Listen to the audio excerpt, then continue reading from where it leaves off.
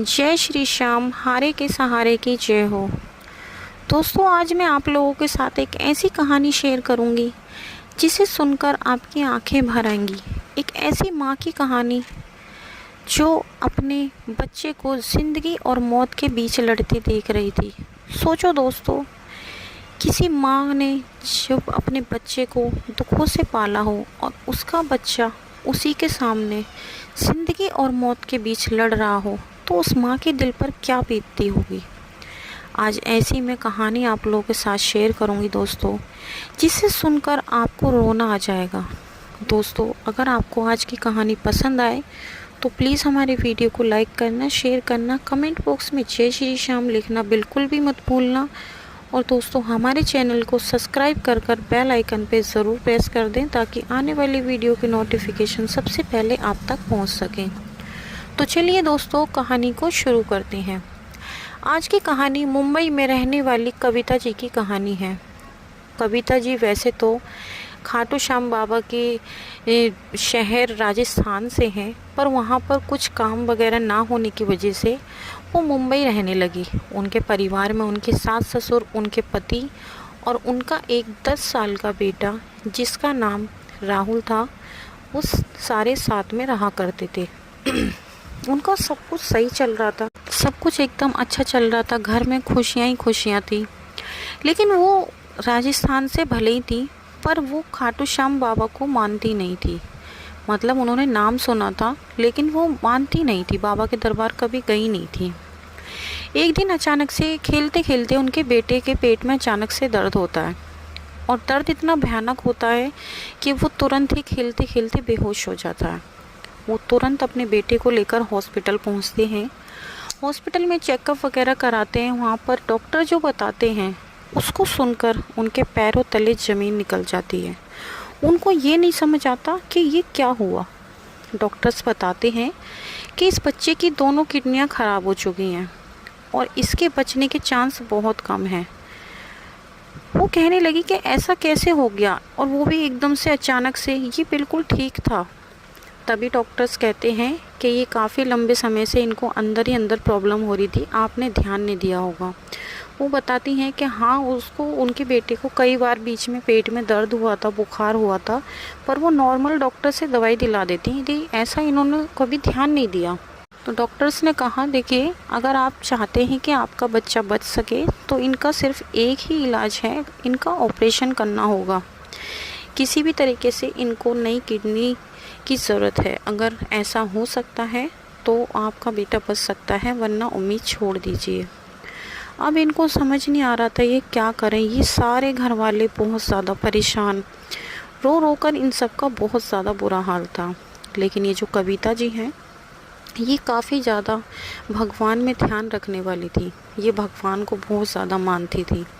इन्होंने बहुत पूजा पाठ किए, जगह जगह जाकर इन्होंने माथा टेका, पर कहीं से कोई इनको फ़र्क नहीं नज़र आया। जो कुछ भी इनके पास पैसा था, इन्होंने सब कुछ लगा दिया अपने बेटे के इलाज में, लेकिन फिर भी कोई फ़ायदा नहीं हुआ। अब तो इनके पास पैसे भी ख़त्म हो चुके थे। यहाँ तक को इन्होंने अपना घर तक गिरवी रख दिया था। लेकिन बच्चे के बचने की उम्मीद बिल्कुल ख़त्म थी। डॉक्टर ने साफ साफ कह दिया था कि ये बच्चा नहीं बच सकता। तब ये एक दिन बैठी बैठी अपने फ़ोन में बाबा के भजन सुन रही थी।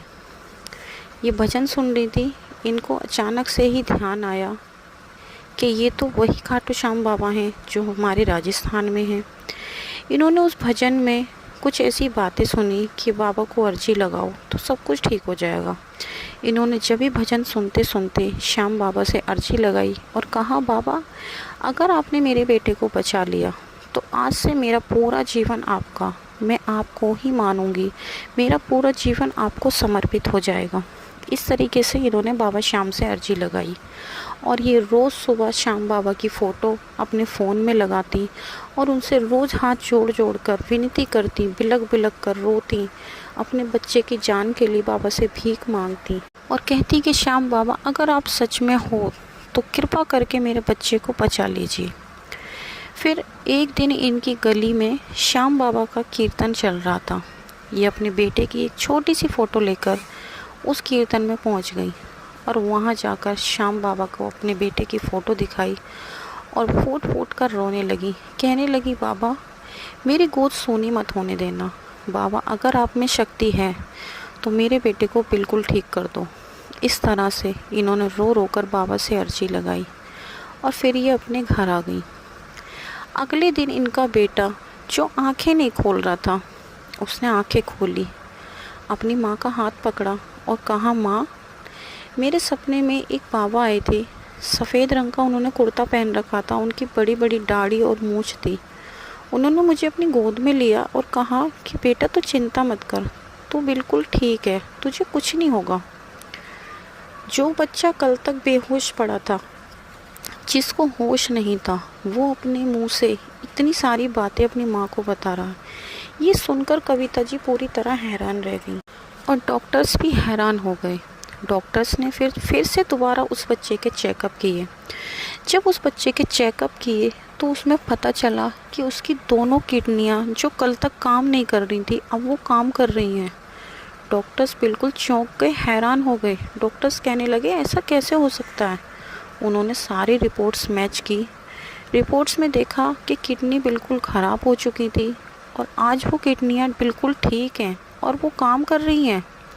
उन्हें अपने आँखों पर यकीन नहीं हुआ। उन्होंने फिर से टेस्ट किए तो फिर से रिपोर्ट्स बिल्कुल नॉर्मल आई और देखते ही देखते उनका बेटा धीरे धीरे ठीक होने लगा। एक दिन ऐसा आया कि उनका बेटा पूरी तरह बिल्कुल स्वस्थ हो गया, ठीक हो गया। वो वापस फिर से खेलने लगा, पढ़ने लगा। ये कविता जी बताती हैं कि ये मेरी ज़िंदगी का इतना बड़ा चमत्कार था जो मैंने ना कभी कहीं देखा था, ना कभी कहीं सुना था। अपनी आंखों के सामने स्वयं अपने बेटे के साथ होते हुए उन्होंने ये चमत्कार देखा। वो बताती हैं कि मुझे तो श्याम बाबा पर बिल्कुल यकीन ही नहीं था। उन्होंने बेमन से अर्जी लगाई थी। उन्होंने कहा था कि मैंने तो ये सोचा था चलो अर्जी लगा के देखते हैं, क्या पता यहाँ से कुछ हो जाए। लेकिन वो बताती हैं कि श्याम बाबा ने उनकी एक ही बार में सुन ली। वो बताती हैं कि उस दिन से लेके आज तक वो हर महीने श्याम बाबा के दर्शनों के लिए जाती हैं अपने पति और अपने बच्चे के साथ, और उनका बच्चा आज पूरी तरह बिल्कुल ठीक है। आज उनका बेटा करीब 17 साल का हो चुका है। वो बताती हैं कि उन्होंने जैसे बाबा से वादा किया था, उन्होंने अपना पूरा जीवन बाबा को समर्पित कर दिया। अब वो जो भी काम करती हैं, कुछ भी करती हैं, सबसे पहले श्याम बाबा का नाम लेती हैं। वो हर चीज़ में पहले बाबा को याद करती हैं। तो दोस्तों ऐसे करते हैं हमारे श्याम बाबा चमत्कार। जो लोग श्याम बाबा पर दिल से विश्वास करते हैं तो बाबा श्याम उनके साथ ज़रूर चमत्कार करते हैं। दोस्तों ये थी आज की छोटी सी कहानी कविता जी की। अगर आपको पसंद आई हो तो प्लीज़ हमारे वीडियो को लाइक करना, शेयर करना, कमेंट बॉक्स में जय श्री श्याम ज़रूर लिखना। कल मिलते हैं एक और वीडियो के साथ। जब तक के लिए सभी भक्तों को धन्यवाद।